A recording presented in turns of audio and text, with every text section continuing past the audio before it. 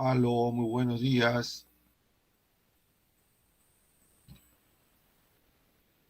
Aló, ¿pueden escucharme, por favor?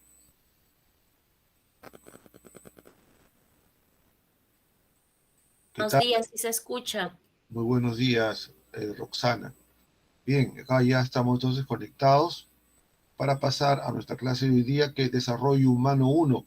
Vamos a tener 2 semanas del tema de desarrollo humano, es un tema amplio, por lo tanto en el examen van a haber preguntas sobre la descripción, sobre alguna característica de alguna etapa del desarrollo humano, eso es muy seguro.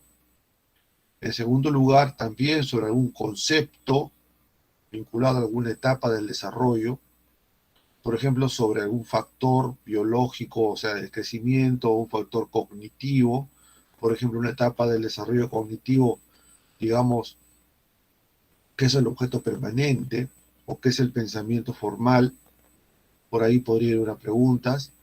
Bueno, entonces ya estamos con nuestro tiempo, vamos a presentar nuestro tema de hoy día y a desarrollarlo. Veamos.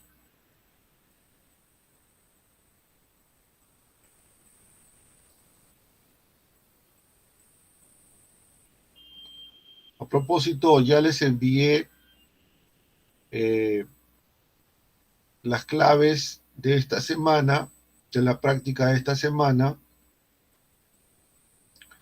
en el chat sobre desarrollo humano uno. Bien, el desarrollo humano uno, es decir, estas 2 semanas vamos a estudiar la teoría o el enfoque, la forma de comprender el desarrollo humano que tenemos estos días. Me refiero al ciclo vital. ¿Qué vamos a estudiar en 2 semanas? El ciclo vital humano. Esto implica, esta semana concretamente, estudiar básicamente las niñeces. No hay una sola niñez en términos de etapas, hay hasta 3 niñeces, ¿no? El infante, la niñez temprana y la niñez intermedia. Para luego pasar ya en la segunda semana a estudiar al adolescente. Bien, el ciclo vital entonces es nuestro tema de estudio y nos plantean acá una cuestión de presentación del tema. Entonces, por ejemplo, se habla de la generación X, ¿no? Se habla de las generaciones. Una generación es cuando los hijos, ¿no? Ya están ocupando la siguiente, ¿no? Grupo humano que van a ser los siguientes adultos, ¿no? Los que van a pasar a ser adultos. Entonces, ustedes, los hijos, en un futuro, los hijos de ustedes serán la siguiente generación, aproximadamente cada 10 años, ¿no? Eh, hay una nueva generación. Y se habla que hoy día, por ejemplo, hay la generación alfa. La generación alfa serían los niños que no se están educando, están en la actual eh, década. Entonces, la generación de alfa está formada por niños que este año están cumpliendo un máximo de 10 años. Se espera que esta generación sea diferente a las demás porque va a gozar o va a estar muy influenciada por la tecnología, ¿no? Sobre todo nos referimos al Internet y a todo lo que se vincula al Internet. Por lo tanto, tendría mayor información, mayor acceso al conocimiento a través de los dispositivos y se espera entonces que sea una generación, en ese sentido, si tiene más información, más acceso a los conocimientos, sería más amable, más amistosa, más inclusiva y más consciente, ¿no? Entonces, esperaríamos esta posibilidad.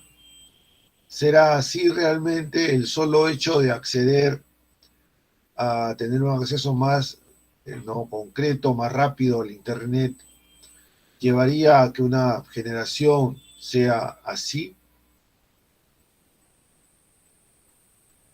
Bueno, evidentemente, cada etapa del desarrollo humano va a desenvolverse en una época, en alguna ¿no? espacio concreto de tiempo, pero vamos nosotros ahora a estudiar las etapas del desarrollo porque pasan, ¿no? los seres humanos en términos universales. Todos tenemos un crecimiento, una maduración, tenemos un desarrollo cognitivo y también un desarrollo psicosocial. Esperamos que estas condiciones de ingreso y de posibilidad de acceso al Internet facilite la presencia de una generación con características particulares, pero en términos generales, en términos de cultura, pero vamos a ver nosotros en términos del desarrollo humano, por ejemplo, qué temas vamos a tocar. Vamos a definir el desarrollo humano y es importante acá señalar desde ahora los cambios cuantitativos. El desarrollo humano estudia los cambios en los seres humanos, cambios que pueden ser cuantitativos y cualitativos. Cambios a través del tiempo en una persona. Pueden ser cuantitativos y cualitativos. Esto es importantísimo porque está decantando los temas que van a desarrollarse en el examen. ¿Qué factores influyen en ese desarrollo humano? Vamos a ver, los factores que influyen en el desarrollo sería la psicología del desarrollo clásica, que todavía nos deja ese legado de estudiar qué factores pueden explicar o describir mejor el desarrollo humano. Hoy día sabemos que tenemos el ciclo vital, donde vamos a estudiar el ciclo vital humano en términos de dimensiones físicas, cognitivas y psicosociales. Entonces, el desarrollo humano, el ciclo vital humano, se desenvuelve en 3 dimensiones que nos permite hacer un seguimiento, una característica de cada etapa en términos de dimensiones del desarrollo físico o maduracional o también biológico, cognoscitivo, también llamado cognitivo o intelectual, y psicosocial o sociocultural.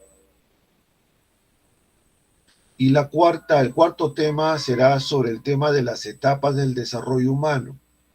Evidentemente esta parte es muy importante porque en el examen también nos pueden preguntar sobre características de alguna de las etapas del desarrollo humano. Por ejemplo, etapa prenatal, en la infancia, en la niñez temprana o en la niñez intermedia.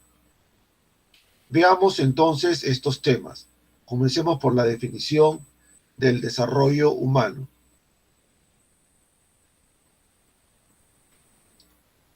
El desarrollo humano estudia los procesos de cambio y periodos de estabilidad que se dan a lo largo del ciclo vital humano. Describe los cambios físicos, psicológicos y conductuales que experimentamos. Entonces, dice que el desarrollo humano es el proceso de cambios y periodos de estabilidad. A ver, ¿a qué se refiere con procesos de cambio?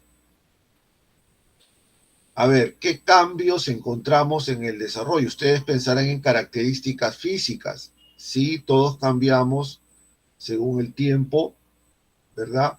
Hay cambios en características físicas, pero acá se entienden también otros cambios que ocurren. Para ser más precisos, los cambios se producen cuando pasamos a una siguiente etapa del desarrollo o a un siguiente periodo del desarrollo. Por lo tanto, el desarrollo humano estudia los cambios que se producen en cada etapa o periodo del desarrollo. Si queremos ser más precisos, por lo tanto, hablamos de cambio cuando, por ejemplo, pasamos de la etapa prenatal a la etapa de la infancia. Ahí hay un cambio. Y luego de la infancia pasamos, ¿no?, a las siguientes niñeces, a la niñez, ¿no?, que sigue, que son dos niñeces. Luego pasamos a la etapa de la adolescencia, y la etapa de la adolescencia habrán otros cambios para pasar a la etapa de la adultez. Entonces, por ejemplo, ustedes están hoy día en la etapa de la adolescencia. ¿Cuándo cambiarán las características de esa adolescencia? Cuando pasen a la etapa del desarrollo adulto temprano, que sería en la juventud. Entonces ahí hablamos de un cambio. ¿Qué características se presentan como cambio de la adolescencia al adulto? Como podrán imaginarse, eso es muy complicado de señalar. ¿Qué nos puede decir? ¿Dónde podemos señalar, ¿no?, la frontera entre una etapa y la otra? Bueno, señalar esa frontera, digamos, es hablar de cambios, hablar de etapas, y es lo que le toca a la psicología del desarrollo precisar. Hoy día hablamos de ciclo vital, por ejemplo. En otras oportunidades, en otros tiempos, en el siglo XX se hablaba, por ejemplo, de otro enfoque del desarrollo humano. Entonces, hablamos de cambios, y esos cambios no señalan el cambio del periodo o etapa.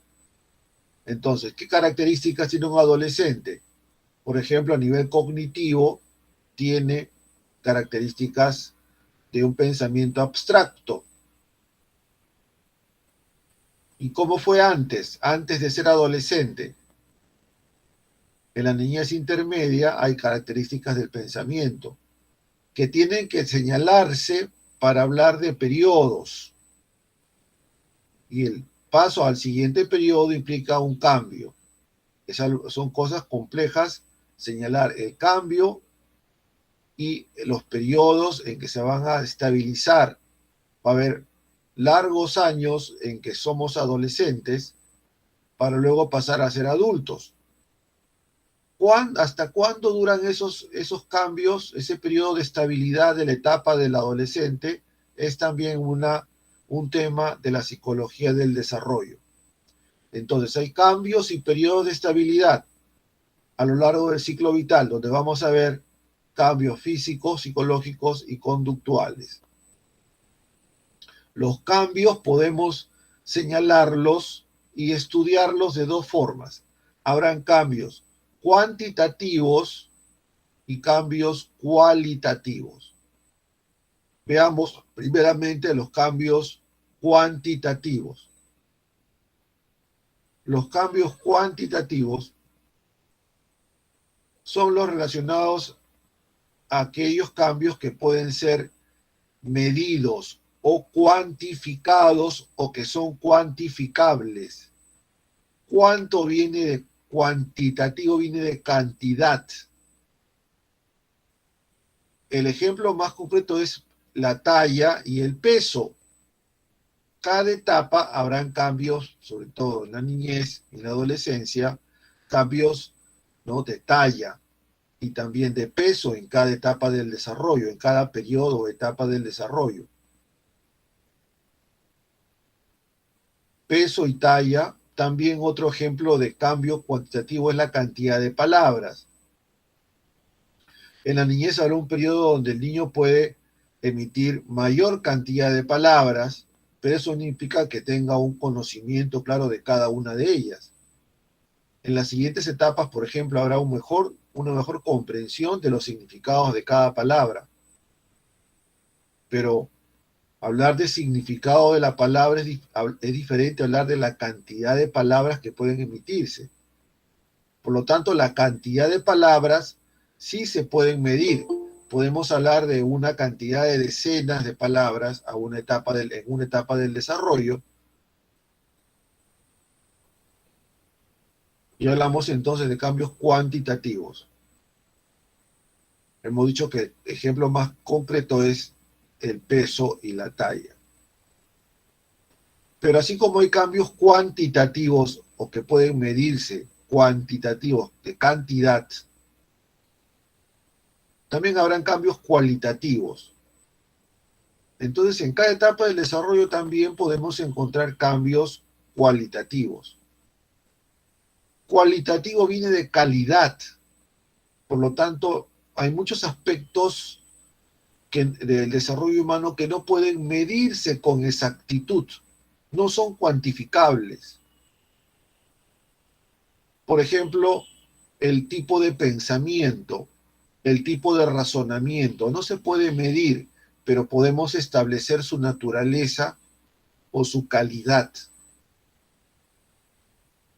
La personalidad también, o el carácter, son aspectos del desarrollo humano que no pueden medirse con exactitud. Se pueden hacer intentos, se pueden establecer parámetros, pero muy generales que no permiten establecer una cantidad precisa, como por ejemplo en la talla y el peso. Por lo tanto, son aspectos cualitativos del desarrollo. Y hablamos en cambios de estructura, como por ejemplo en el desarrollo cerebral o en el desarrollo cognoscitivo, en la organización, en la naturaleza misma de los procesos psicológicos, que plantean que hay una diferencia de calidad o de cualidad. La inteligencia en términos de procesos cognitivos o los procesos cognoscitivos son cualitativos fundamentalmente.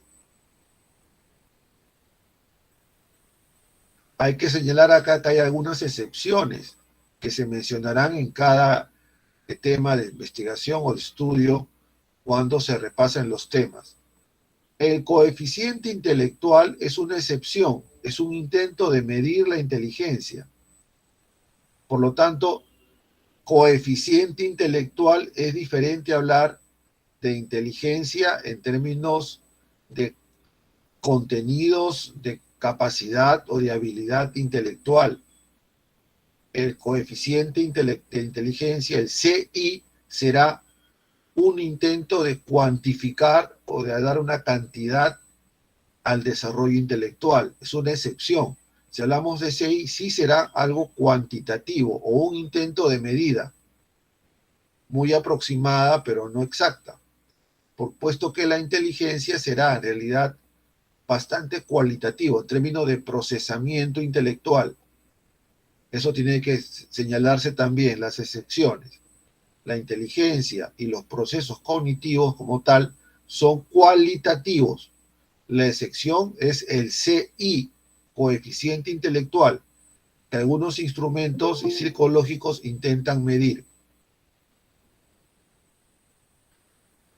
El cambio en el pensamiento, como en el niño, en el pensamiento concreto que pasará después al pensamiento hipotético deductivo del adolescente, o por ejemplo el juego no reglado, el juego donde el niño hace representaciones generales, imitaciones y representaciones, para pasar después al juego reglado, con normas, como por ejemplo en el fútbol, lo que es un foul, lo que es una infracción, u otras normas que regulan el juego de grupo. Para entender esos juegos reglados, necesitamos capacidades cognitivas y poder ejecutarlos. Si no tenemos la capacidad cognitiva, que es cualitativa, no podremos entender las reglas de determinados deportes que norman la ejecución de los deportes principalmente de grupo. Entonces, hay cambios cualitativos que la psicología del desarrollo estudia. Evidentemente, se pueden estudiar por su calidad, por su naturaleza, por su estructura o sus características de organización psicológica, pero no pueden medirse en forma cuantitativa. Por eso se llaman cualitativos. Entonces, la psicología del desarrollo estudia los cambios cuantitativos, pero también los cualitativos. ¿Qué factores influyen en el desarrollo? Factor nos quiere hablar de qué cosa explica. Un factor es lo más importante que hay en el todo. ¿Qué parte es lo que explica o determina el todo? Es un factor. ¿Qué factores influyen en el desarrollo? Bueno, vamos a ver que habrían factores biológicos, factores socioculturales y biográficos. Entonces tenemos tres factores: factor biológico, factor sociocultural y el factor biográfico. Tres factores del desarrollo. Los factores del desarrollo es el enfoque clásico de la psicología del desarrollo, que hasta el siglo XX, hasta finales del siglo XX, imperaba en la psicología del desarrollo. Hoy día tenemos el ciclo vital, pero todavía se mantiene este enfoque en términos generales. Se puede hablar de factores que influyen en el desarrollo. Por ejemplo, en los factores biológicos, en el factor biológico tenemos la herencia, lo congénito y la maduración. La herencia son los genes. Ojo, en el factor biológico tenemos a su vez tres que podemos señalar: el factor hereditario o de la herencia, que son los genes. Hay genes recesivos, por ejemplo, o dominantes. Los genes dominantes señalan las características, por ejemplo, color de pelo, forma de la nariz, forma de los labios, de los codos, de la talla, etcétera. Es lo que le damos a nuestros padres, efectivamente. 50%, 50% de mamá y papá. Pero hay genes, insisto, dominantes y otros recesivos. Los dominantes se van a expresar, los recesivos están ahí presentes, aunque no podemos notarlos claramente. Otro aspecto biológico del factor del desarrollo es el congénito. El factor congénito es lo que se da desde la concepción hasta el momento mismo en que el niño nace, o sea, hasta el parto. Desde la concepción hasta el parto, los meses que tiene el niño a nivel intrauterino, le vamos a llamar, ¿no?, o lo que está relacionado con el aspecto congénito. Cualquier cambio que ocurra en este periodo intrauterino será cambio congénito. Principalmente se hablan de cambios no muy favorables para el nuevo ser, pero también pueden ser cambios positivos. Por ejemplo, una madre con una buena nutrición y que estimula al feto, por ejemplo, llevando un programa de estimulación para el niño que va a nacer a los 8 o 9 meses, lo estimula, por ejemplo, con música, con otros aspectos, serán también, si eso influye en el niño, serán cambios congénitos. Así, por ejemplo, en el examen me preguntan, una señora de 7 meses de embarazo ingresa a un programa de estimulación prenatal donde ponen música a través de dispositivos especiales cercanos al vientre materno, estimulando al niño con música especialmente para estos. Hablamos de un cambio hereditario, congénito o maduracional. Posiblemente generará un cambio congénito porque se da en esta etapa del desarrollo. Los cambios o las malformaciones también se llaman cambios teratogénicos. Terato es algo negativo, algo que puede, ¿no?, generar un cambio muy desfavorable. Los cambios teratogénicos se producirán en la etapa congénita. Pero también un factor biológico incluye el aspecto maduracional. La maduración o crecimiento biológico tiene que ver con momentos en que el propio desarrollo biológico dispara cambios generales. Hay un tiempo en que el cambio físico, el desarrollo físico o maduracional, va a disparar, va a generar todo un conjunto de cambios en la persona. Por ejemplo, en la niñez, el desarrollo cefalocaudal, que se da desde el feto, donde es el cerebro el centro del desarrollo, y de ahí hacia afuera, el centro es el cerebro, lo periférico viene después. Pero también encontramos cambios próximo-distales, igualmente del centro, por ejemplo, del torso hacia las extremidades, serán cambios próximo-distales. En la etapa de la niñez, de la infancia, ya tenemos este tipo de desarrollos próximo-distales. Un ejemplo de madurez es, por ejemplo, también la pubertad. Todo ser humano pasa por el periodo de la pubertad. La pubertad es un cambio maduracional, es un cambio universal. Cada ser humano pasa por la pubertad.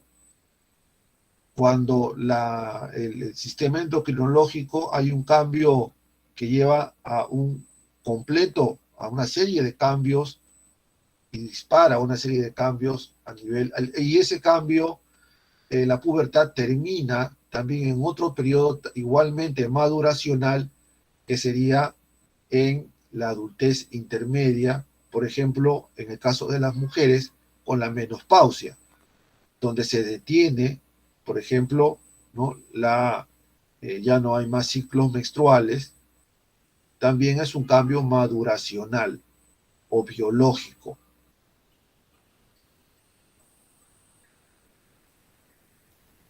También tenemos factores socioculturales. Lo sociocultural es el factor vinculado con las normas, con las reglas, costumbres, formas de pensamiento social que se dan en algún lugar de nuestro mundo, ¿no? Y hay una cultura en particular. Entonces, las normas que se dan, por ejemplo, para la pubertad y la adolescencia, que se esperan cumplir en el Cusco, en una población indígena del Cusco o de la selva peruana, serán diferentes a la norma, entre comillas, la norma cultural que hay en las capitales, ¿no? De departamento en el Perú. Habrán factores entonces socioculturales.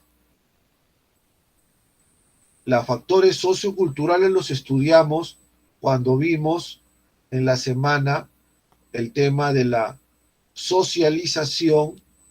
La socialización, por lo tanto, sería lo vinculado al aspecto sociocultural. Evidentemente, nacer en la China, ¿no? O nacer en el África implicará tener aspectos culturales diferentes a los que tenemos en nuestra realidad peruana. Y el aspecto biográfico, ¿qué cosa es? El aspecto biográfico es todos los eventos relacionados al individuo concreto, es decir, es nuestra propia biografía, lo que pasa con nosotros en nuestra historia personal, no en la historia de los demás, ni de nuestra propia familia, sino la que ocurre única y exclusivamente en la persona concreta. Por ejemplo, ¿a qué universidad ingresas? ¿A qué edad te casas? ¿En qué empresas vas a trabajar después? ¿Cuántos hijos vas a tener? El lugar que ocupas como hermano, el primero, el mayor, el segundo, el tercero, ¿no? El estudiar en el extranjero y luego regresar al Perú sería, por ejemplo, un ejemplo de cambio biográfico.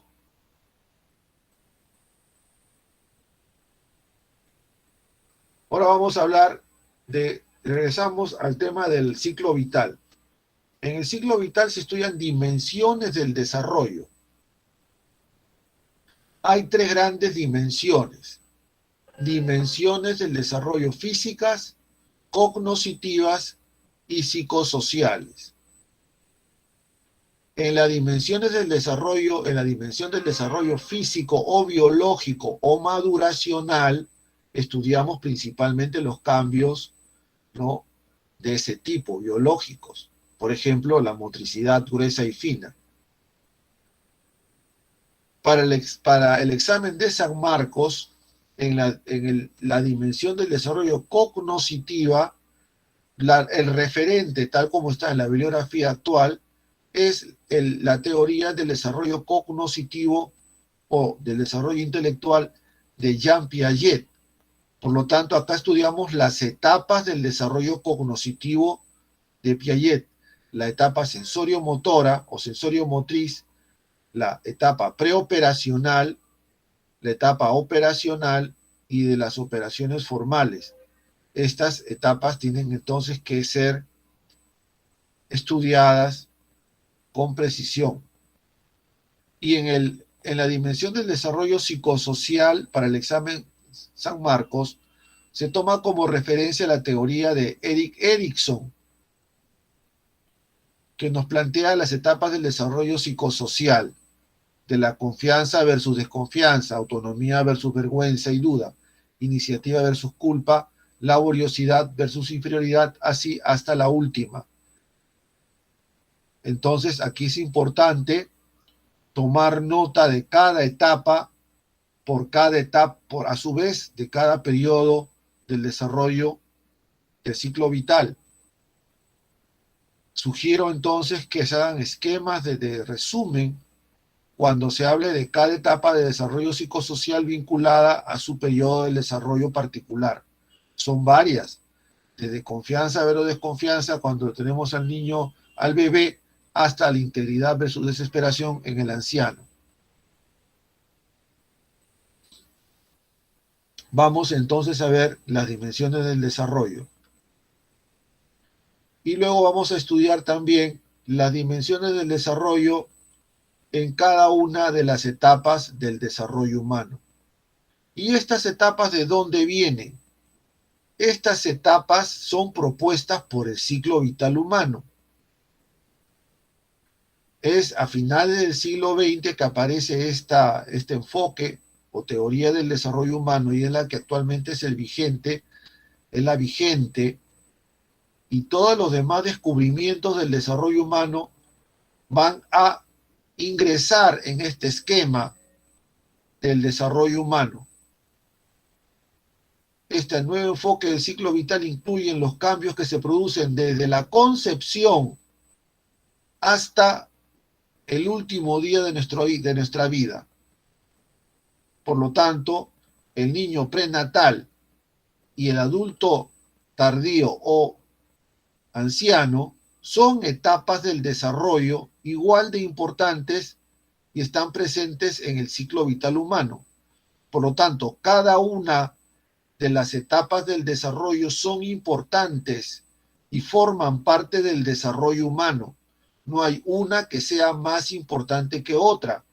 Todas son igualmente sustanciales, importantes. Evidentemente, cada una tendrá características diferentes. Pero el niño prenatal tiene la condición de humano y tiene todos los derechos y condiciones que debe tener el humano en cualquiera de sus etapas. Lo mismo en el desarrollo del anciano. También es una etapa más de la vida. No es que ya hace que prepararlo para que vaya, como decían en la antigüedad, con un pie, como decía mi abuelo, ya está con un pie mi abuelito decía, estoy con un pie en el cementerio, porque estaba viejito. No, ya no. Eso es la concepción antigua. Ahora la etapa de la ancianidad es una etapa más del desarrollo. Entonces tenemos etapa prenatal en el ciclo vital, etapa prenatal, infancia, niñez temprana, niñez intermedia, adolescencia, adultez temprana, adultez intermedia y adultez tardía. Estas etapas tenemos que en lo posible esquematizarlas en nuestros esquemas de estudio porque hay que memorizarlas. Es mi recomendación personal. Vamos a la etapa prenatal. La etapa prenatal está, ¿no? Desde la concepción, es decir, el momento en que se unen los gametos o las células sexuales y se da la gran explosión y origina la presencia de un nuevo ser. Desde ese momento, el encuentro de las dos células sexuales humanas, es decir, las que provienen de nuestros padres, va a llevar a la concepción, hasta el nacimiento mismo. Es decir, cuando el niño nace se inicia otra etapa diferente. Hasta ese momento hablamos de la etapa prenatal. Aquí cambios sustanciales importantísimos en el desarrollo humano. Van a primar los aspectos físicos, evidentemente. No hay etapa en el desarrollo humano más donde hayan cambios físicos tan rápidos y tan fundamentales. En el desarrollo físico, por ejemplo, prenatal, tenemos la etapa de las 2 primeras semanas del cigoto, ¿no? Donde hay un desarrollo increíble de células. Luego viene el embrión, aparece ya en las estructuras del nuevo ser a la 13ª y 8ª semana. Y el feto, desde la 9ª a la 36 semanas, ¿no? Donde hay básicamente un desarrollo, ¿no? Donde el cerebro toma una preeminencia evidente. Aquí entonces predomina los cambios físicos, pero también tenemos cambios cognitivos, porque a los 6-7 meses el niño comienza a aprender. Se ha descubierto que el niño reconoce o aprende a reconocer la voz materna. No se confunde, aun cuando lo queramos, no hacer confundir con voces parecidas, el niño reconoce la voz de la madre. Y el aprendizaje que ocurre a estas alturas, 6-7 meses, es el aprendizaje por condicionamiento humano. El niño asocia sus estados fisiológicos con estímulos que aparecen en ese momento. La voz humana es una de ellas. El estado entonces de bienestar con la voz humana será un tipo de aprendizaje que el niño ya puede realizar. Esto implica que a los 7 meses el niño tiene muy bien desarrollados sus órganos sensoriales, lo que le permite ya desarrollar o ejercer aprendizajes como el reconocimiento de la voz materna. De tal manera que el niño al nacer reconoce perfectamente la voz materna. Esto ya son las bases para el apego que va a venir después. Y el desarrollo psicosocial.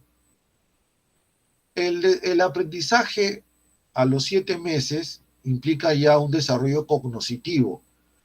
Pero ¿por qué es psicosocial cuando el niño tiene una preferencia a atender la voz materna, es decir, ya la reconoce, la prefiere? Porque lo psicosocial se inicia en la interacción entre dos personas.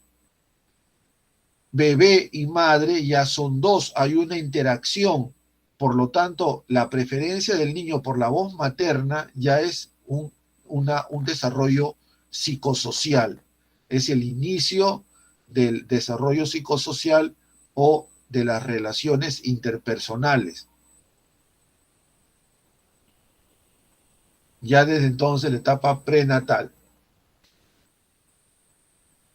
La siguiente etapa es la etapa de la infancia, el infante, del nacimiento a los 3 años.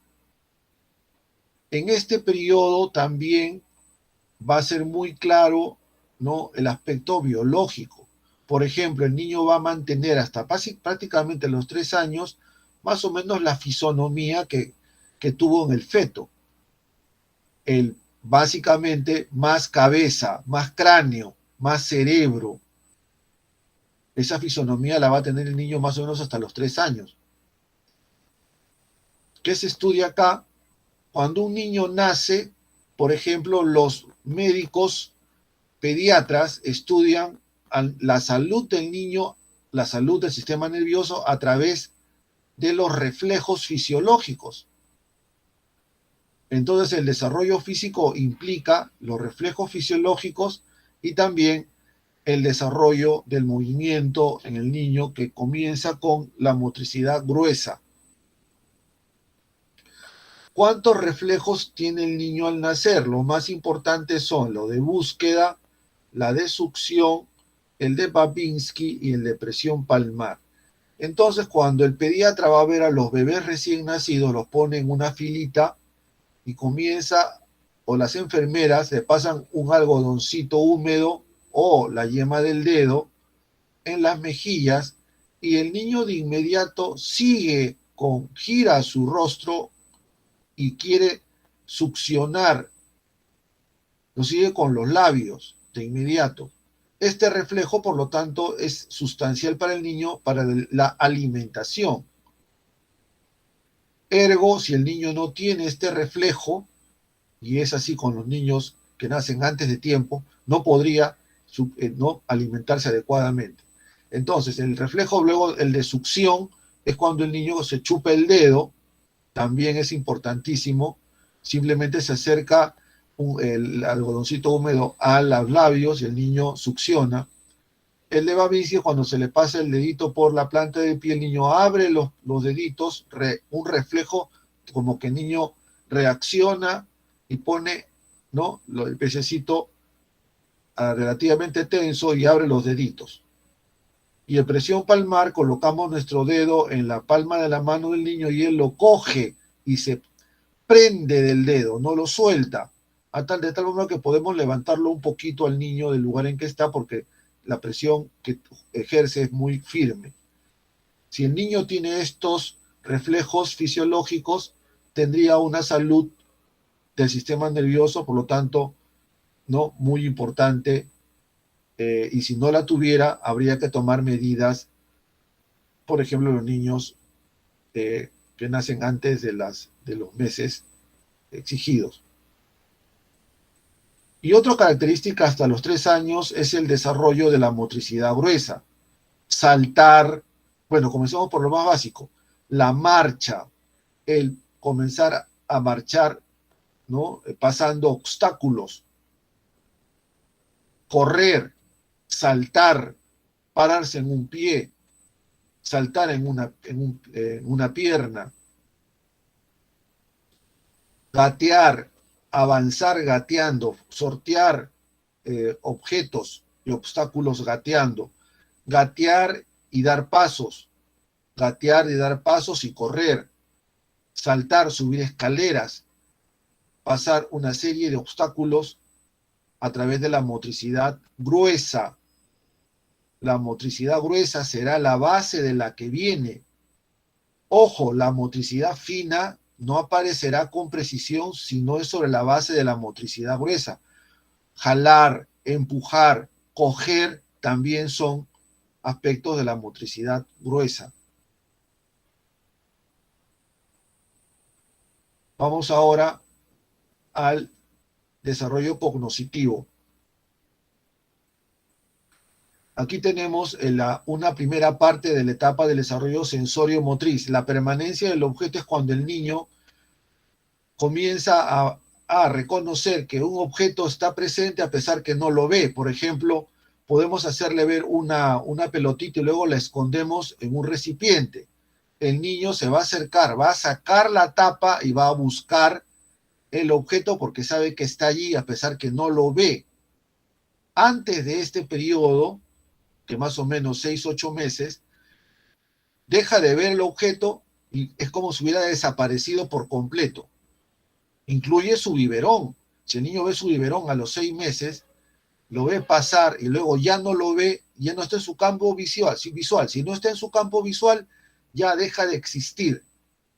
En cambio, el niño que ya tiene 8 meses, ya vio el biberón y reclama su biberón sabiendo de que está todavía por allí a pesar que ya no lo ve. Permanencia del objeto. Y también ya, ¿no?, a partir del año y medio, 2 años, va el niño a jugar. comienza a hacer representaciones de una serie de aspectos que le rodean. Por ejemplo, juega al marinero, a las profesiones, al médico, a cocinar, etcétera. Tenemos el juego simbólico, que es parte del desarrollo sensorio-motriz hasta los 3 años. También tenemos el desarrollo psicosocial. Acá tenemos la confianza versus desconfianza, autonomía versus vergüenza y conciencia de sí mismo. Las etapas del desarrollo psicosocial de Erik Erikson nos dicen que se impone una fuerza positiva o negativa en el desarrollo. Generalmente se impone la fuerza positiva, es decir, que lleva a la aparición de nuevas etapas. La confianza versus desconfianza es cuando el niño tiene apego, reconoce e identifica a una persona que lo cuida, es decir, a la madre, y hay un vínculo emocional con esta. Pero podría no encontrarse. Un niño que no tiene apego es un niño que está siempre llorando, no, incluso cuando la madre lo carga sigue llorando, como el caso de las madres adolescentes que no están mucho tiempo con sus niños porque no lo aceptan, ¿no? En algunas madres adolescentes ocurre esto, los niños incluso enferman porque lloran todo el tiempo y porque tragan la leche llorando, y eso podría generar problemas digestivos que se complican. Entonces, la falta de apego sería también que no se cumple la confianza versus desconfianza. Generalmente los niños tienen apego frente a sus cuidadores, como el caso de la madre. Luego aparece la autonomía versus vergüenza. Si este niño que está buscando los libros, los folletos, viene alguien y le dice, no hagas eso, niño malo, finge que le da un castigo y lo lleva a un rincón, ¿qué ocurre después cuando el niño ve otra vez libros como estos? Probablemente ya no se va a acercar, o si se acerca lo va a hacer con vergüenza o dudando. Cuando va a coger, va a voltear para ver si lo están viendo, si lo pueden castigar o no. Aparece la duda. ¿Qué fuerza se impondrá en los niños? ¿La autonomía o la vergüenza y duda? Generalmente se impone la autonomía. El niño busca, ejercita, busca que descubrir, es autónomo. Y también ya hasta los 3 años hay una conciencia de si un niño se reconoce en el espejo, si aparece otro niño parecido, incluso se da esto en los niños, en los mellizos, que comienzan a reconocerse por los gestos, por algún tipo de señal. Los niños tienen conciencia de que ellos dicen yo y se diferencian de los otros, conciencia de el sí mismo. En la niñez temprana de 3 a 6 años tenemos cambios también físicos, también tenemos cambios cognitivos y psicosociales. De 3 a 6 años hablamos entonces del niño que ya ingresa a la escuela, al niño en educación inicial y primaria, de 3 a 6 años. En el desarrollo físico hablamos de la lateralidad y la motricidad fina. La lateralidad es la mano dominante, o somos diestros o zurdos. El término técnico es la mano dominante derecha o izquierda. La mayoría de la población humana es diestra. Pero incluso aquí hay características individuales, porque hay personas que son diestras de brazos y manos, pero no de piernas, o son ambidiestras. Hasta los 5 años tienen motricidad fina muy parecida en ambas manos. Por lo tanto, recién a partir de los 6 años podríamos hablar de que se impone una mano dominante, es decir, un hemisferio cerebral dominante. El ritmo y las características de esta lateralidad es diferente en cada persona, pero finalmente una se impone. Generalmente se impone la homogénea, diestra o zurda, la cruzada, brazos y piernas diferentes. Hay deportistas que patean con igual destreza con las 2 piernas, pero son con la mano dominante derecha, y la ambidiestra es que tienen dominio de los 2 lados. Por ejemplo, personas que escriben con la mano izquierda y también con la mano derecha. Motricidad fina es la que se sustenta en la motricidad gruesa.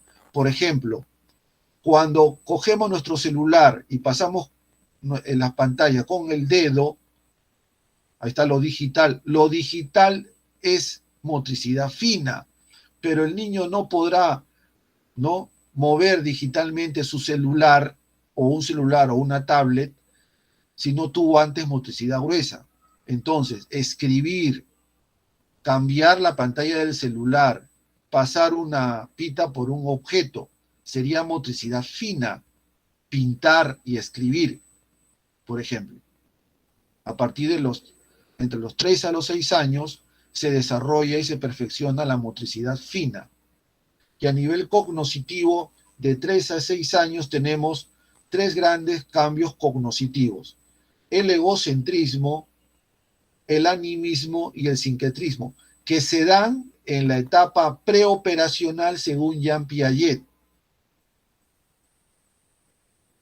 El egocentrismo, como dice su nombre, el ego, el yo es el centro del mundo. Es como si el niño creyera que el mundo, él es el centro de la realidad. Todo gira sobre él mismo.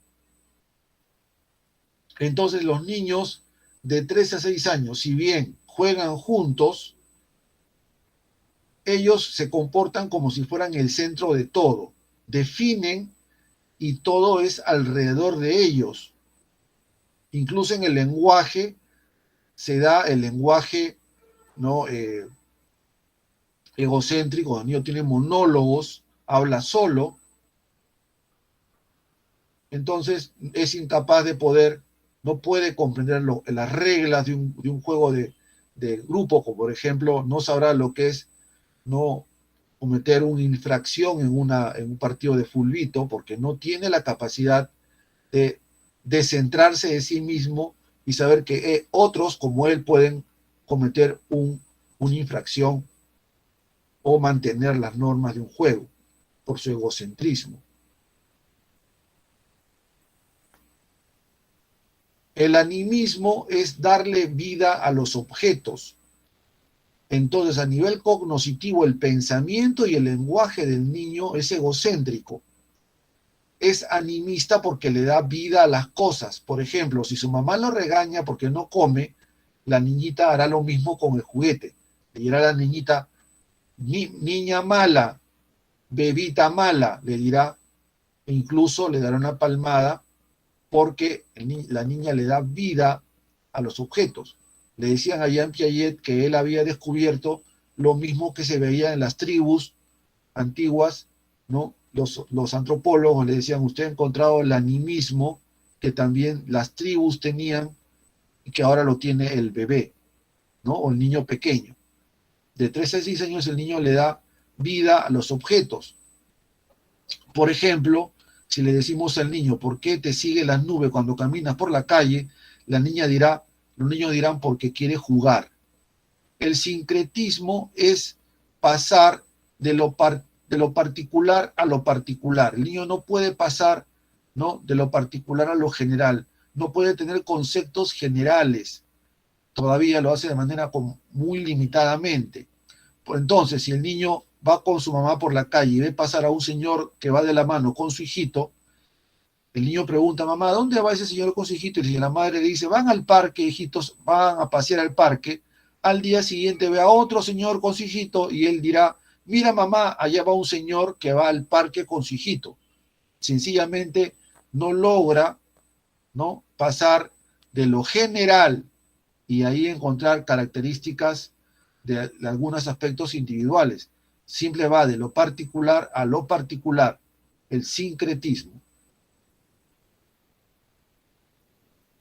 A nivel psicosocial, el niño tiene dos aspectos generales, que es la iniciativa versus culpa, que es la etapa de Erik Erikson.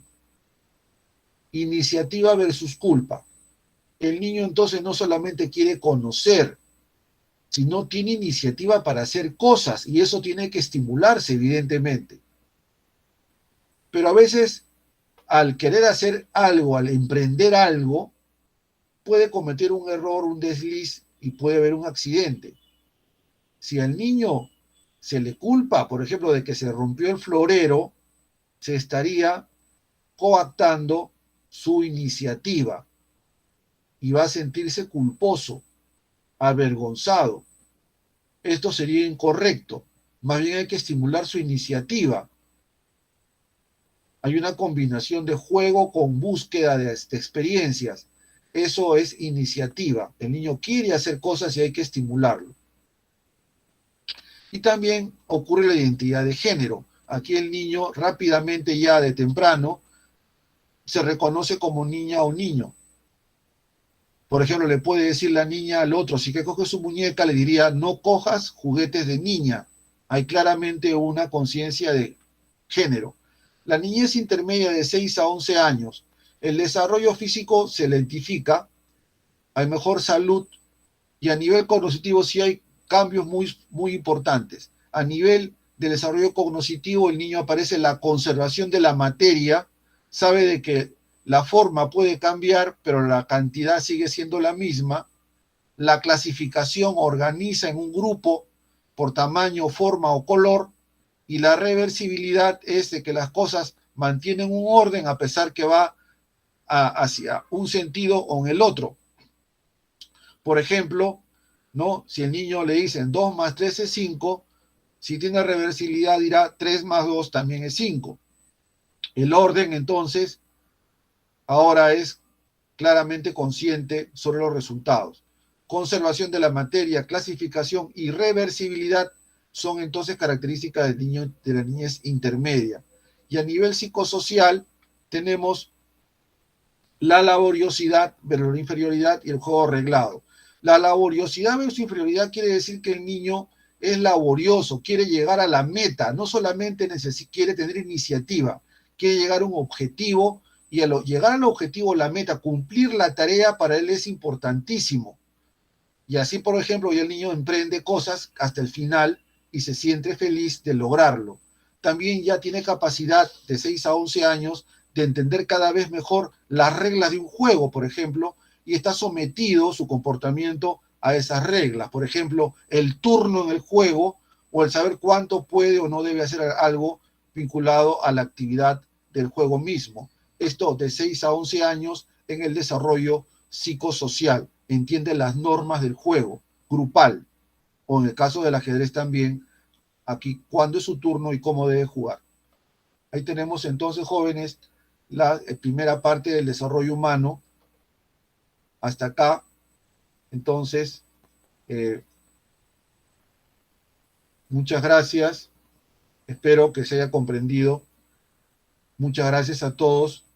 Ya me están acá pidiendo nuestra clase. Gracias, jóvenes. A ustedes también por su atención. Nos vemos.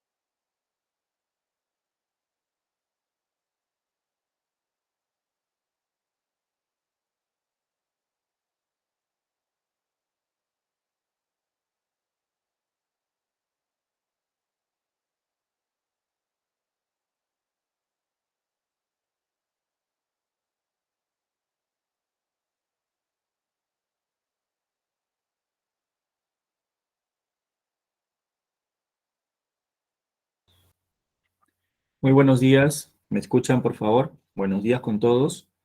¿Me confirman si se ve la presentación, por favor? Y si se oye mi voz, ¿sí? Buen día, profesor. Sí se escucha y sí se ve. Ok, muchas gracias. Vamos a comenzar entonces nuestra clase del día de hoy. Entramos ya a la semana 15 con el capítulo del reino Plantae. La semana anterior hemos visto el reino Animalia y ahora vamos a ver el reino Plantae. Bien,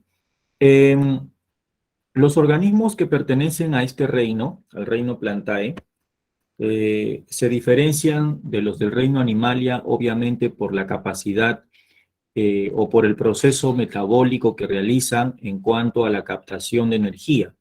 Sabemos que los animales son organismos heterótrofos, pero las plantas no. Las plantas o los organismos que pertenecen a este reino son autotróficos, tienen una nutrición autótrofa, significa que realizan el proceso de fotosíntesis para poder fabricar sus propios nutrientes. Sabemos que la materia prima de la fotosíntesis es el dióxido de carbono y el agua, ¿no? Con la presencia de la energía electromagnética de la luz, los organismos que pertenecen a este reino pueden elaborar sus propios nutrientes. Nutrientes que son ricos en carbohidratos, en proteínas, en grasas, ¿no? O en aceites. Entonces, una característica común a todos los organismos que pertenecen a este reino, ¿no? Es la nutrición autotrófica fotosintética. Son fotosintetizadores. Otra característica común de ellos es que sus células tienen núcleo, son organismos eucariotas y algunos, no todos, son muy pequeños, son microscópicos, ¿no? Estoy hablando, por ejemplo, de las algas unicelulares específicamente, mientras que la gran mayoría son de ambiente terrestre, también hay de ambiente acuático, ¿no? Y son pluricelulares. Entonces vamos a encontrar aquí organismos eucarióticos, unicelulares también y también pluricelulares. Sus células presentan pared celular, cosa que no encontramos en el reino Animalia, ¿no? Y además tienen cloroplastos, que son las organelas participantes del proceso de fotosíntesis. ¿Por qué? Porque almacenan un pigmento que es el que participa en este proceso, que es la clorofila. ¿Qué reproducción tienen? Las plantas, las algas, que son los organismos que pertenecen a este reino, tienen una reproducción que alterna dos fases, la fase sexual y la fase asexual. Acá vemos un esquema, bueno, que es un esquema o un dibujo o una imagen que trata de explicar de manera general cómo se da el proceso de reproducción. Cuando me preguntan sobre las plantas, sobre las algas, y me dicen qué tipo de reproducción tienen, si es sexual o si es asexual, nosotros decimos los dos tipos, porque los dos tipos de reproducciones son alternantes. Es decir, van a alternar una fase sexual y una fase asexual. A esta reproducción se le dice o se le llama alternancia de generaciones. ¿Ok? Por ejemplo, aquí veo que una de las estructuras importantes de las plantas es el gametofito, el cual produce gametos. O sea, bueno, el término espermatozoide ya no se usa para plantas, ¿no? El término espermatozoide se usa más que todo para decir o hablar de los gametos o células sexuales masculinas, ¿no? En el ser humano, o células sexuales de los machos, en los animales, ¿no? Machos. Pero en términos de botánica, en vez de la palabra espermatozoide usamos el término anterozoide, ¿ok? Anterozoide. El anterozoide es un gameto o una célula sexual de la planta, de la parte masculina. Este anterozoide se va a unir al gameto femenino, que no se le va a llamar óvulo, ¿no? Ni tampoco se le va a decir ovocito, como se le dice en el reino Animalia. Se le va a llamar oósfera, ¿ya? Esos términos hay que recordar. En plantas, los gametos femeninos tienen varios sinónimos. Algunos los conocen como oósferas, otros lo llaman ovocélulas, ¿de acuerdo? ¿Ya? Entonces la ósfera, que es haploide, ¿no? Es una célula haploide, se une con el anterozoide, ¿no? Acá lo vamos a cambiar, en vez de espermatozoide ponemos anterozoide, que también es haploide, y los dos forman, mediante la fecundación, forman pues un cigoto diploide, ¿no es cierto? ¿Ya? Y este cigoto diploide, por intermedio de la división celular mitótica, ¿no? Va a transformarse, pues, ¿no? En una estructura diploide también, que se va a llamar esporofito. ¿Por qué se va a llamar esporofito? Porque va a tener la capacidad de producir y liberar unas células que se llaman esporas, ¿de acuerdo? ¿Ya? Y este esporofito va a producir esporas, bastantes esporas, por un proceso de meiosis, ¿ya? Entonces, de esa manera, el esporofito libera las esporas van a ser haploides, ¿no? Haploides. Cada espora desarrolla, germina y se convierte otra vez en un gametofito. Quiere decir que el gametofito es haploide, ¿no? Y el esporofito es diploide. Se están alternando aquí dos fases, ¿no? Una fase haploide, que vemos aquí con las flechas celestes, ¿no? Donde las células son pues así, ¿no? Haploides, ¿ya? Una fase haploide, que se llama el gametofito, y una fase diploide, que es el esporofito, ¿ya? Por ejemplo, aquí en esta figura, cuando yo veo que una plantita está germinando y está creciendo, aquí, por ejemplo, estamos viendo, ¿no? Estamos viendo la fase prácticamente asexual, ¿no? La fase asexual, porque es un crecimiento de la planta, donde se van a formar los tallos, las raíces, ¿no? El tallo, la raíz, las hojas, ¿no es cierto? Esa fase es la fase de esporofito, ¿no? Esporofito, la fase diploide. Pero cuando esta planta comience a producir flores, entonces allí ya estamos hablando de una etapa de formación de gametofitos, ¿no? Como las flores. Entonces las flores van a formar gametos, ¿no? Porque dentro de las flores vamos a encontrar los órganos sexuales correspondientes. Entonces cuando una planta crece, ¿no? Estamos observando la etapa de esporofito, ¿no? El crecimiento asexual. Pero cuando forma flores, estamos observando la etapa de gametofito, la etapa haploide, porque ahí va a formar gametos, ¿de acuerdo? ¿Ya? Entonces, eso es, digamos, el ejemplo para poder entenderlo mejor. Ahora, van a haber plantas que no van a tener flores, y en lugar de flores van a tener órganos reproductores que producen esporas, ¿de acuerdo? Y las esporas van a cumplir la misma función, ¿no? Como por ejemplo acá, ¿no? Las esporas se van a transformar en gametofitos. Lo vamos a ver más adelante con los ciclos biológicos. Entonces, conclusión. ¿Qué características tienen los organismos vegetales? Son eucariotas, unicelulares o pluricelulares, ¿ya? Tienen pared celular con celulosa, tienen cloroplastos, hacen fotosíntesis, son autotróficos, su reproducción es por alternancia de generaciones, ¿no?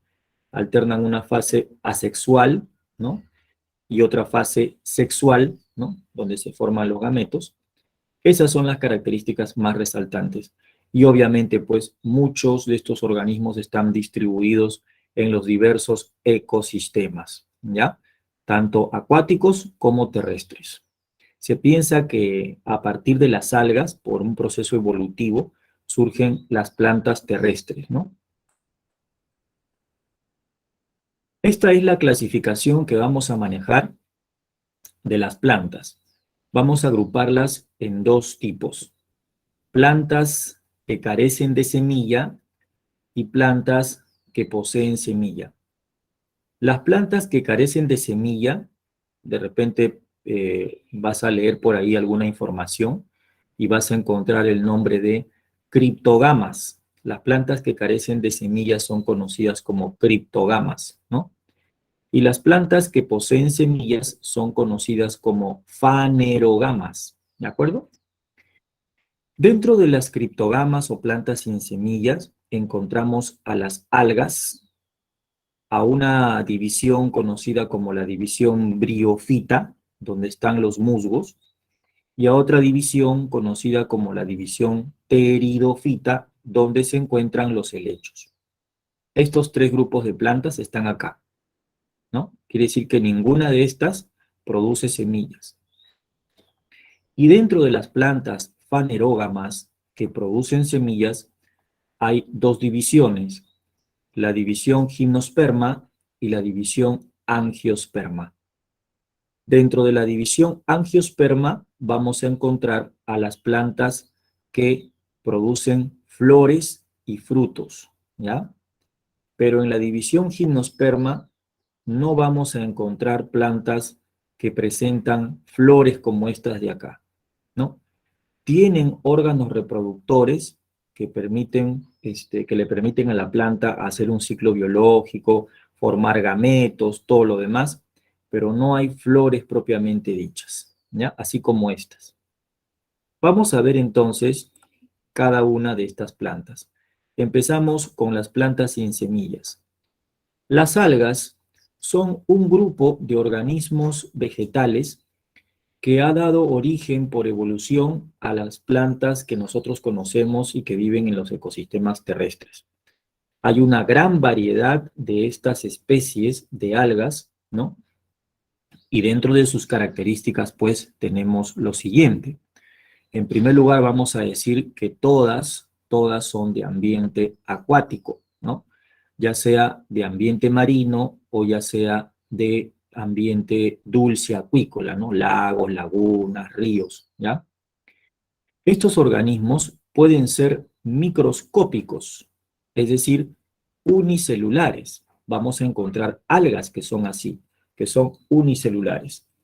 Pero también hay algas grandes, ¿no? Inclusive que salen en los documentales que se filman en la televisión, ¿no? En el cable. Hay hay algas que se extienden en los fondos marinos formando como una especie de bosques submarinos, ¿no? Entonces vamos a encontrar algas unicelulares y pluricelulares, ¿no? Y dentro de las pluricelulares encontramos muchas algas que se extienden, pues, debajo del mar, ¿no? Y son, pues, súper macroscópicas, ¿ya? También vamos a decir que las algas, igual que las plantas terrestres, presentan, pues, clorofila, y su clorofila está almacenada dentro de sus organelas conocidas como los cloroplastos, ¿ya? Su cuerpo, a diferencia de una planta terrestre, su cuerpo no está tan diferenciado como una planta terrestre. ¿A qué me refiero? Que una planta terrestre presenta sus células agrupadas en tejidos, órganos, ¿no? Una planta terrestre tiene una organización un poco más compleja, ¿no? Comparada con la alga. El alga presenta un cuerpo no diferenciado, ¿no? No presentan, por ejemplo, xilema, floema, no hay esos tejidos propiamente dichos. El cuerpo de una alga se conoce con el nombre de talo, ¿ya? No tallo, sino talo, T-A-L-O, talo. El talo es una organización anatómica muy simple, basada en tres partes. Una parte que parece una raíz se le llama rizoide. Otra parte que parece un tallito se llama cauloide. Y la siguiente parte que parece hojita se llama filoide. Por ejemplo, acá, este sería el rizoide, estos serían los cauloides y estos serían los filoides. Estructuras semejantes a raíz, tallo y hoja. ¿Ok? Aquí vemos, por ejemplo, la foto de una alga parda, ¿no?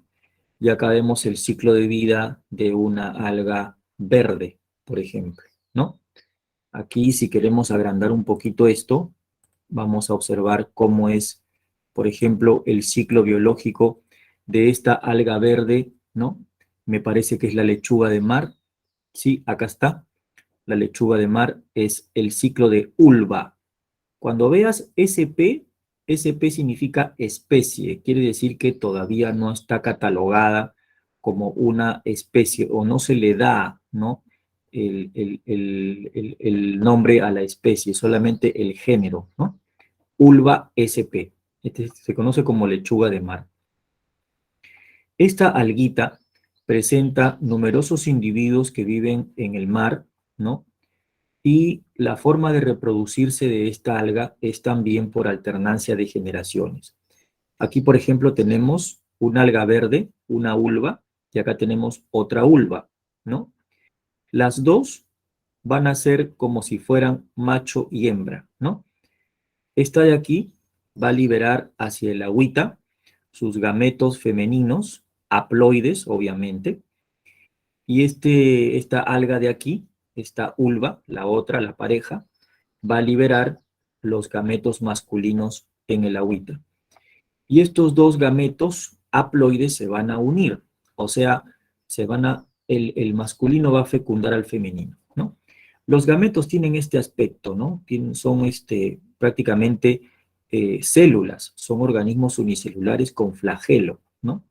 Entonces, al unirse, forman pues una célula llamada cigoto diploide que va a comenzar a germinar, a desarrollar y a transformarse gracias a la mitosis en otra ulva o en otra planta o en otra alga verde, conocida en este caso ya como esporofito.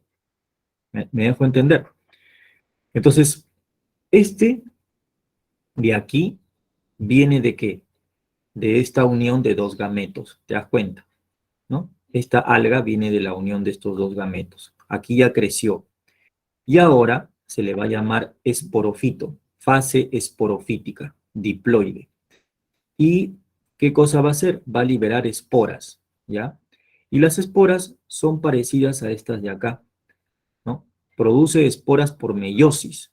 Si esta alga es diploide y produce esporas por meiosis, entonces las esporas van a ser haploides.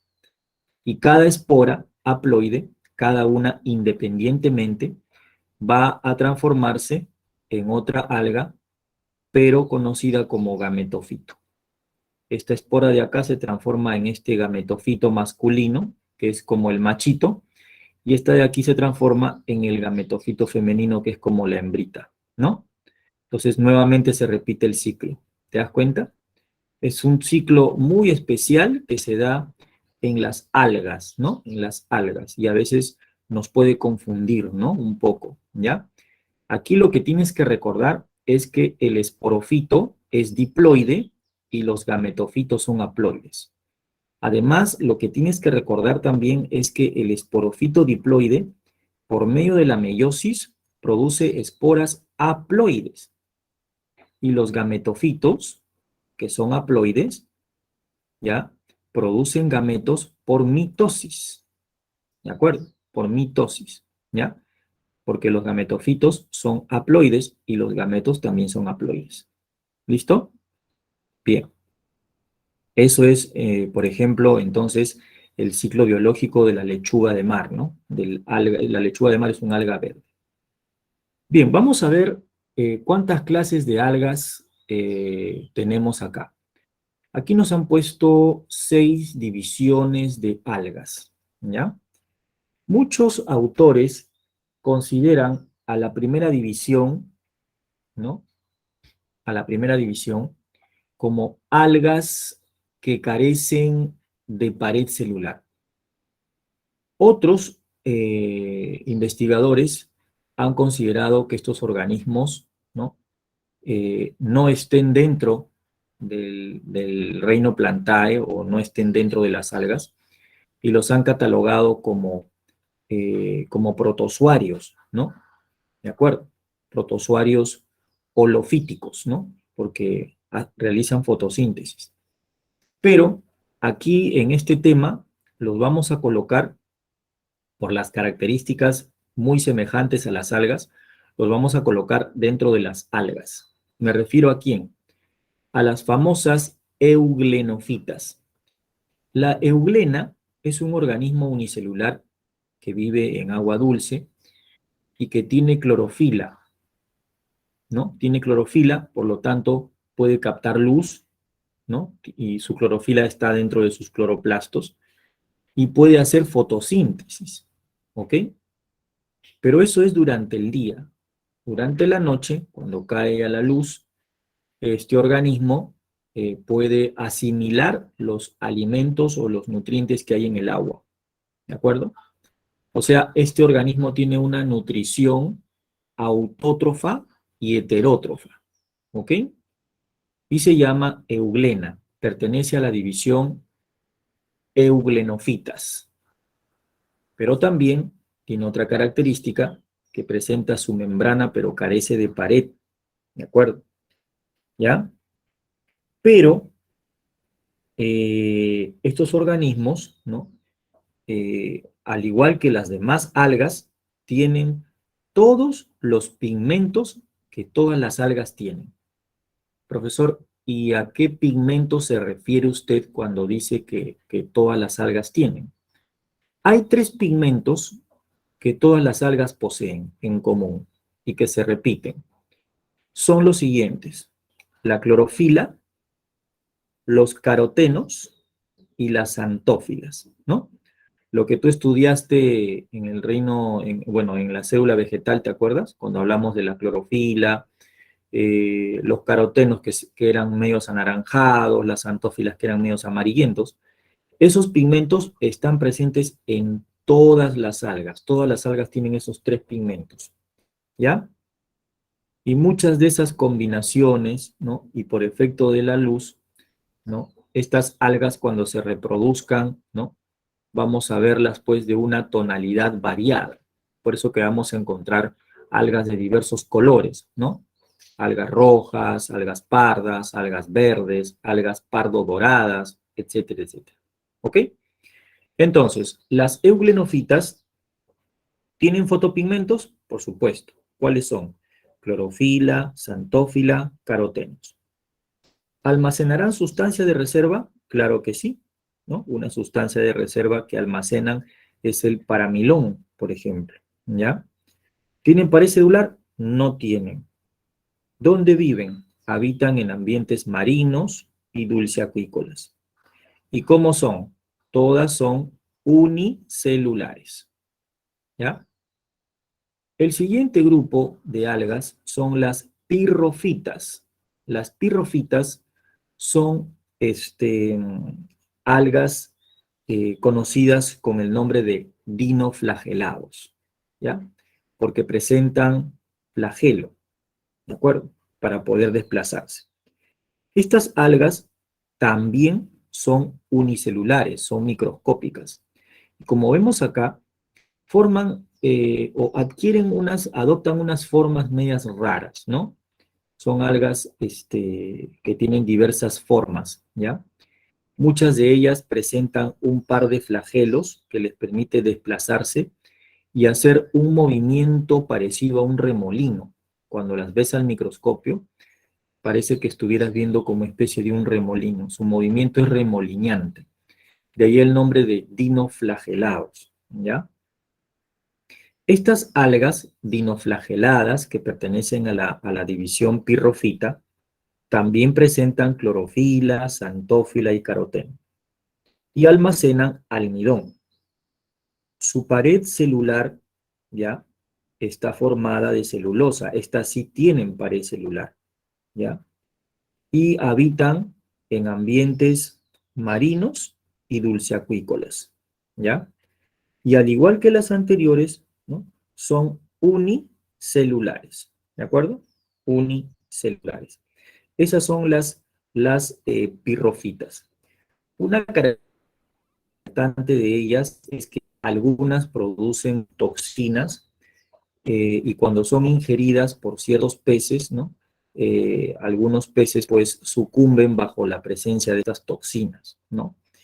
Y además, cuando se reproducen en grandes cantidades, tiñen el mar de un color medio rojizo, ¿ya? Por la combinación de sus pigmentos.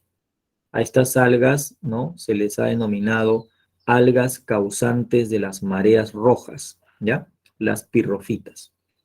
Pero no son rojas, ¿no? Son unicelulares y tienen los pigmentos correspondientes. La siguiente división que está aquí, la división crisofita, abarca también a un grupo de algas, todas pequeñitas, microscópicas, unicelulares, que han sido bien estudiadas y de ellas se han inclusive extraído algunos productos, ¿no? Que son útiles para la vida diaria, como por ejemplo se han elaborado a veces hasta pastas dentales, se han elaborado también productos para poder limpiar los metales, ¿no?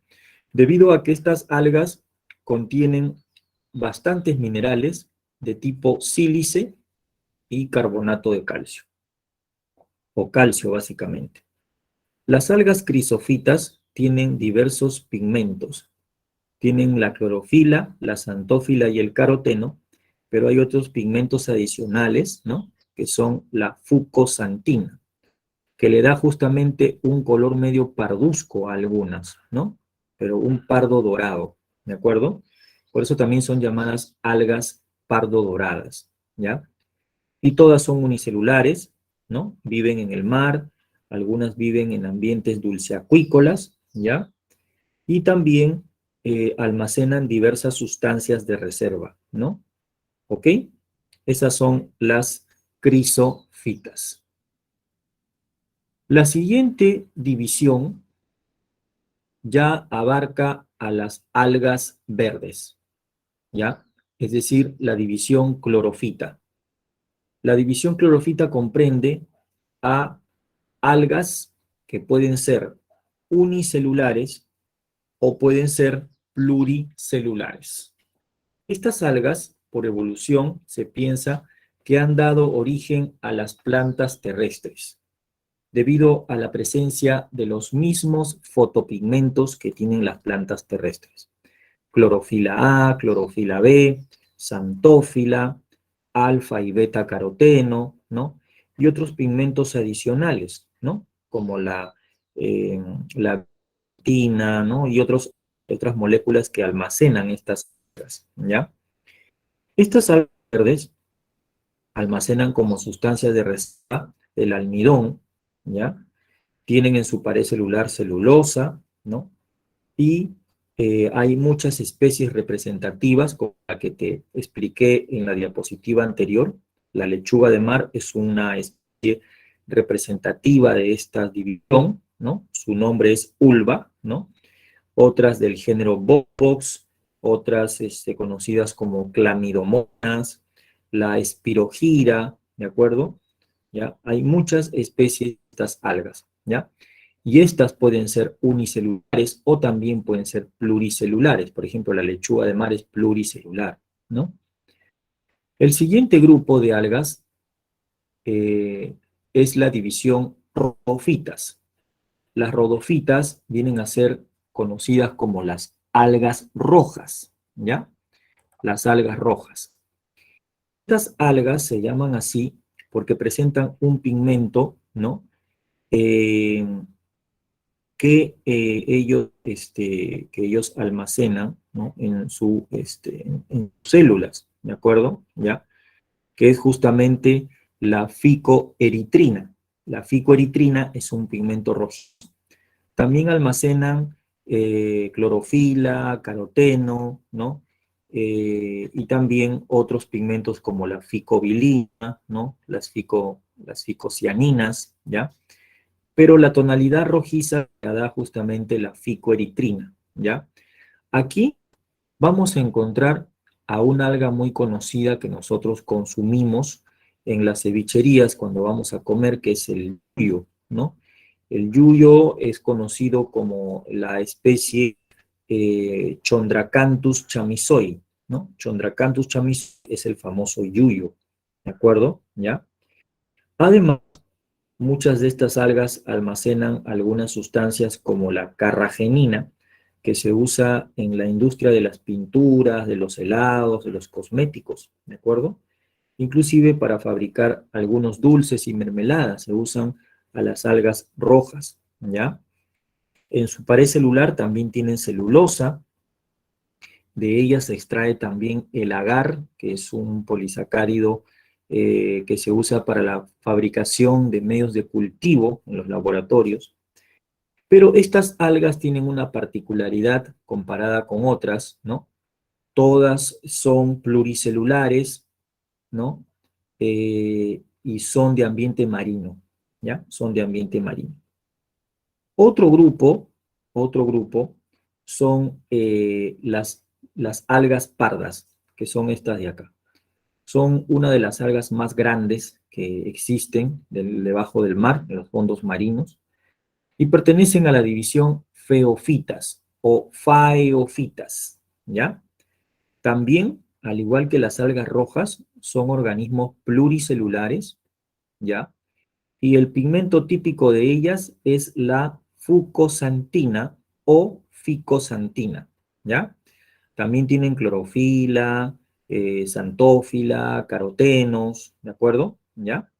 Aquí en las algas pardas podemos encontrar a los famosos sargassum, ¿no? Al famoso sargassum o los sargasúmenes, que pueden extenderse debajo del mar, ocupando más de 3 metros o medio kilómetro, ¿ya? Estas alguitas, ¿no? Las algas pardas, tienen unas estructuras conocidas como los neumocistos, ¿no? Dentro de sus filoides, que les permite flotar, ¿ya? Presentan una estructura parecida a una raíz, que es el rizoide, una estructura parecida a un tallito, que es el cauloide, y una estructura parecida a una hojita, que es el filoide, ¿no? Son especies representativas de esta división, ¿no? Las algas pardas, ¿ya? Entonces, ahí tenemos, pues, eh, ejemplos, ¿no? O la clasificación de estas especies de algas, ¿ya? Son 6 divisiones que tenemos que recordar. Pero no olvides que las algas, ¿no? Sobre todo las que son, pues, pluricelulares y son más grandes, ¿no? Como las algas pardas o las algas rojas, ¿no? No presentan una organización basada en raíz, tallo y hoja. Su cuerpo se conoce como talo, ¿no? Porque presenta rizoide, cauloide y filoide, ¿ya? Aquí yo no puedo hablar de raíz, tallo y hojas, ¿ya? ¿Ok? Bien, eso es en cuanto a las algas. No sé si tienes alguna pregunta hasta acá o todo está claro.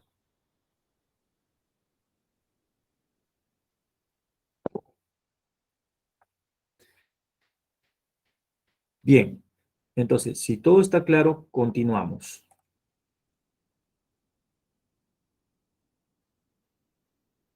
Vamos a entrar ahora al siguiente grupo de plantas, la división briófita. Ya hemos hablado de las algas, ahora vamos a hablar de los musgos, ¿no? La división briófita abarca algunas especies de plantas conocidas como los musgos. También encontramos otras que son, que tienen un filoide parecido a un hígado, por eso se llaman hepáticas. Musgos, hepáticas, antocerotas son las especies más conocidas de esta división. Bien, aquí ¿qué cosa voy a resaltar? Voy a resaltar lo siguiente. Aquí tenemos un dibujo de un musgo, ¿de acuerdo? Y los musgos son plantas pequeñas, son plantas pequeñitas que se desarrollan o crecen en ambientes de bastante humedad, ¿no? A nivel de estratos rocosos, ¿no? Inclusive en algunas casas antiguas con paredes muy húmedas, forman los musgos. Y estos musgos tienen un porte bien pequeño, ¿no? Son plantitas bien chiquititas, pero crecen formando como especie de colonias, ¿no? Se extienden, ¿de acuerdo? Estas plantas presentan una organización anatómica, ¿no?, parecida a una alga. Su organización anatómica se llama talo, ¿de acuerdo? Talo. Es decir, van a tener rizoides, mira, estos son los rizoides, parecidos a raíces. Van a tener su cauloide, que es como un tallito, y van a tener sus filoides, que son como si fueran hojitas, ¿de acuerdo? Esta organización anatómica, basada ¿en qué? En rizoide, cauloide y filoide, se llama talo. Talo. Estoy diciendo la organización anatómica de la planta. Pero el talo, que es la organización anatómica de la plantita, ¿ya?, representa, ¿no?, representa la fase haploide de la reproducción. Y la fase haploide de la reproducción de esta planta se llama así, gametofito. Entonces, todo lo que ves aquí de verde, con su cauloide, su rizoide, su filoide, todo esto de aquí, vendría a ser el gametofito del musgo, ¿de acuerdo? La fase gametofítica. Ahora, ¿por qué se le llama fase gametofítica? Porque va a producir gametos, ¿de acuerdo? Va a producir gametos. Y esos gametos van a ser haploides. ¿Y cómo los va a producir? Los va a producir por un proceso de mitosis. Aquí los gametos no se van a producir por meiosis, como lo hacemos nosotros los animales. En este caso, esta planta, ¿no?, como es un gametofito haploide, todas sus células son haploides, va a producir gametos o células sexuales que también van a ser haploides, ¿ya? No necesita hacer meiosis porque todo el gametofito es haploide. Entonces lo que va a hacer simplemente es formar más células haploides por mitosis, ¿ya? Pero esas células haploides que va a formar se van a llamar gametos, ¿ok? ¿Ya? Ahora, si vemos el ciclo biológico, nos vamos a dar cuenta de lo siguiente, ¿ya? Voy a agrandar un poquito esto aquí, un poquito más acá. Ya, mira, ¿ves esto de aquí? Aquí hay 4 plantitas, ¿no es cierto? 4 musgos. Y todos son gametofitos. O sea, hay 5 gametofitos. Ya, ahora voy a escoger uno de ellos, este de aquí. Adentro del gametofito, hay un órgano reproductor masculino que se llama anteridio, ¿no? Aquí lo han dibujado grande, ¿no? El anteridio es el que va a producir anterozoides. ¿Te acuerdas que te dije que los anterozoides son los gametos masculinos? En vez de decirle espermatozoides, le decimos anterozoides. ¿Me entiendes? O sea, adentro de este gametofito voy a encontrar el anteridio, que es el órgano reproductor masculino. Y aquí se van a formar muchos anterozoides, que son los gametos masculinos. O sea, esto es como si fuera un testículo, ¿no? Parecido a un testículo. Y esto es como si fuera un espermatozoide. Acá está. Ahora me voy a otro gametofito, este que está al costado. Este va a ser como si fuera una hembrita. Adentro va a tener un órgano reproductor femenino que se va a llamar arquegonio. Y el arquegonio, como es obvio suponer, va a formar solamente células sexuales o gametos femeninos que se llaman oósferas. ¿De acuerdo? Entonces, acá se forman los anterozoides y acá se forman las oósferas. Y esos dos gametos, oósfera y anterozoide, son haploides y se van a formar aquí, en estos gametofitos, que también son haploides. A la hora que se unan, N con N, o sea, haploide con haploide, ¿qué cosa se va a formar? Se va a formar un cigoto, ¿no es cierto? Un cigoto diploide. ¿Me entiendes? un cigoto diploide, ¿ya? Entonces, este anterozoide fecunda a la oósfera, ¿no? La puede fecundar aquí, por ejemplo, en el mismo lugar donde está el gametofito femenino, y adentro, ¿ya? Va a crecer el cigoto y va a desarrollar y va a transformarse en esta estructura que ves aquí. Mira, ¿ve? Este palito con este saco. Este palito con este saco, ¿cómo se llama? Se llama esporofito. ¿Y cómo es? Diploide. Ah, ya sé, pues porque este vino de la unión de estos dos, ¿no? Del anterozoide con la ósfera. Entonces comenzó a crecer y ya desarrolló, ¿ya? Este es el esporofito. Esta es la fase diploide de esta planta. Y se le llama así porque aquí adentro va a producir esporas. Pero ¿cómo lo va a hacer, profe, si es diploide? Ah, buena pregunta. ¿Qué va a hacer el esporofito? Va a ser una meiosis. Por el proceso de meiosis, el esporofito va a formar esporas adentro, ¿no? Esporas, que son haploides. Acá están, mira, ¿ven? Están saliendo las esporitas que son N-haploides. ¿Me dejo entender? Estas esporas haploides van a caer en un terreno, en un sustrato húmedo, fértil, ¿no? Y va a comenzar a crecer la espora. Y al crecer la espora se va a transformar otra vez ¿en qué? En un gameto fito. ¿Te das cuenta? Y otra vez empieza el ciclo y se repite todo. ¿Qué te quiero decir? Que aquí hay dos fases de alternancia. La fase gametofítica y la fase esporofítica. Esta es la fase gametofítica, ¿no? El gametofito haploide. Y esta es la fase esporofítica, el esporofito diploide. ¿Qué hace el gametofito? Produce gametos. ¿Cuáles son los gametos? La oósfera y el anterozoide. ¿Cómo son? Haploides. ¿Qué pasa después? Se unen. ¿Y qué forman? Un cigoto diploide. ¿Y qué pasa después? Ese cigoto diploide crece y se transforma en esporofito. ¿Y qué hace ese esporofito? Libera esporas por meiosis, que son haploides. Y cada espora se transforma en un gametofito nuevamente. ¿Te das cuenta?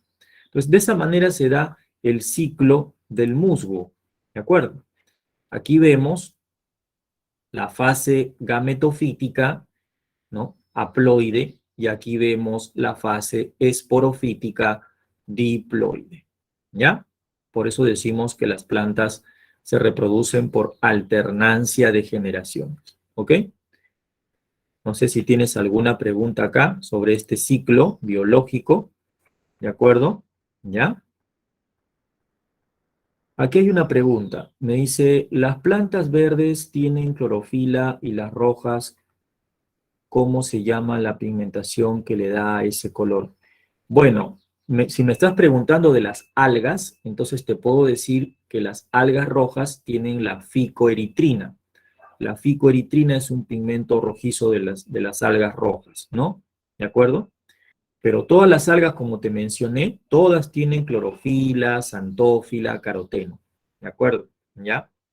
Ahora, si me preguntas por las plantas terrestres, donde algunas hojas son rojas, entonces ahí la coloración de la hoja también depende de la refracción de la luz, ¿no? Y de los pigmentos que tenga que refleja la luz. Por ejemplo, en el caso de las plantas que tienen hojas verdes, ¿no? La luz llega a la hoja y hay diversos pigmentos, ¿no? Diversos pigmentos, ¿no? Clorofila, xantófila, carotenos, ¿no? Y dentro del espectro electromagnético, ¿no?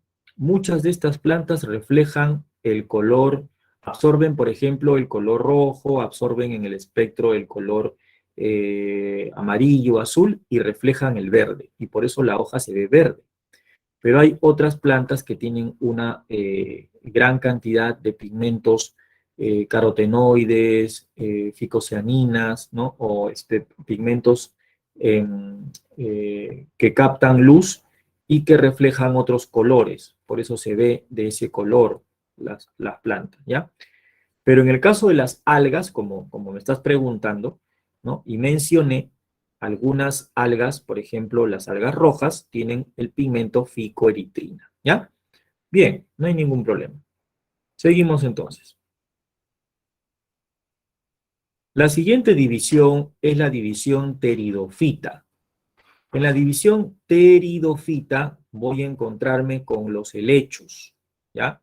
Los helechos. Aquí también vamos a encontrar otras plantas conocidas como los equisetos, ¿no? O colas de caballo, ¿ya? Pero los más representativos son los helechos. ¿Quién no ha visto, por ejemplo, un helecho, ¿no? Lo tienes a veces en tu casa, en una maceta, como una planta ornamental, ¿de acuerdo? Los helechitos son plantitas que presentan una organización anatómica un poco ya más compleja, ¿no? Ya esta organización anatómica del helecho presenta una verdadera raíz, un verdadero tallo y una verdadera hoja, ¿ya? Entonces aquí vamos a decir que el cuerpo de estas plantas se llama cormo. Cormo significa que tiene raíz, tallo y hojas. En cambio, las anteriores, su organización se llama talo, porque tiene rizoide, cauloide y filoide, ¿ya? Los helechos son plantas que pertenecen a la división pteridofita. Sus raíces, ¿no? Las vemos acá, enterradas en el suelo, pero sus raíces están, digamos, adyacentes al tallo, ¿no? Y el tallo también está enterrado en el suelo. Este tallo del helecho es un tallo subterráneo que se conoce como rizoma, ¿ya? El tallo se llama rizoma, ¿ya? Y arriba del tallito salen, ¿no? Las ramas conteniendo a las hojas. Y las hojas se conocen con el nombre de frondas. Son hojas compuestas, ¿de acuerdo? ¿Ya? Porque tienen varias láminas. Acá hay una lámina, otra lámina, son varias láminas, ¿ya? Estas hojas se llaman frondas, ¿ya? El tallo se llama rizoma y la raíz sigue con su mismo nombre, ¿no? Raíz. A la vuelta de la hoja de los helechos vamos a encontrar unas asociaciones que parecen unas bolsitas o pelucitas, ¿no? Que muestran un color medio marrón, pardo, un color ámbar, ¿no? Un color medio mostacita a veces. Esas asociaciones se llaman soros, como vemos acá, en el envés de la fronda, o sea, en el envés de la hoja, ¿no es cierto? A la vuelta, atrás. Esos soros están formados por unos sacos conocidos como esporangios, que son estos de acá. Mira, acá hay un esporangio, ¿ya? ¿Y qué va a suceder? Dentro del esporangio, porque hay bastantes esporangios aquí, ¿no? Dentro del esporangio se va a producir las esporas. Y la producción de esporas también va a ser gracias a la meiosis.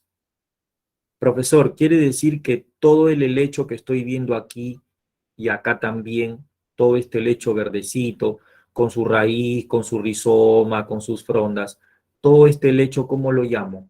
Es la fase esporofítica, es diploide, todo el helecho es diploide, ¿ya? Entonces, detrás de sus hojas voy a encontrar a los esporangios que van a estar haciendo constantemente meiosis, meiosis, meiosis, y van a liberar esporas haploides. Una espora, voy a coger una de ellas, una espora cae en un sustrato húmedo y comienza a crecer.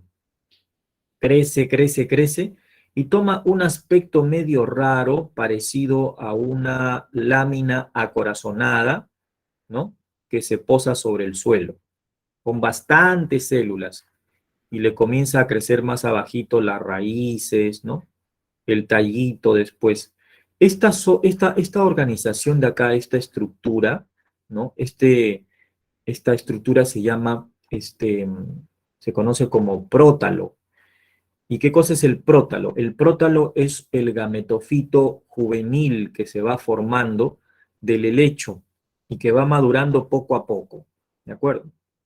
Si a mí me preguntaran cuál es el gametofito de los helechos, yo le doy el nombre de prótalo, ¿ya? El prótalo es el nombre que toma el gametofito del helecho. ¿Por qué? Porque toda la plantita de helecho es la fase esporofítica, diploide. En cambio, el prótalo es el gametofito que proviene de la espora, que es haploide. Si la espora es haploide y comienza a dividirse varias veces, entonces va a formar un órgano haploide también, que en este caso se llama prótalo, que es el gametofito. Este prótalo adentro va a desarrollar los dos órganos reproductores que hemos visto antes, ¿de acuerdo? El arquegonio, que es el femenino, y el anteridio, que es el masculino. El anteridio va a producir, anterozoides, que son gametos masculinos, y el arquegonio va a producir oósferas, que son gametos femeninos. Ambos gametos se van a juntar y van a dar origen nuevamente al esporofito, que es el helecho o la planta completa. ¿Ok? Entonces, como vemos acá, ¿no? Como podemos apreciar acá, lo vamos a aumentar un poco más, ¿no? Vemos que el helecho es el esporofito, libera esporas por meiosis, cada espora se transforma en un gametofito llamado prótalo, y el gametofito haploide llamado prótalo, más adelante va a liberar gametos, ¿no? Lo va a hacer por mitosis, no por meiosis, sino por mitosis, y los gametos se van a juntar para formar nuevamente el helecho entero, que es otro esporofito. Y así se repite sucesivamente el ciclo del helecho. ¿Ok? Hasta acá estamos viendo entonces los ciclos biológicos de las plantas. Y estamos hablando de las plantas de la división pteridófita, ¿ya? Nos hemos pasado 3 minutos del descanso. Vamos a continuar a las 10:05, ¿ya? Hacemos un breve receso.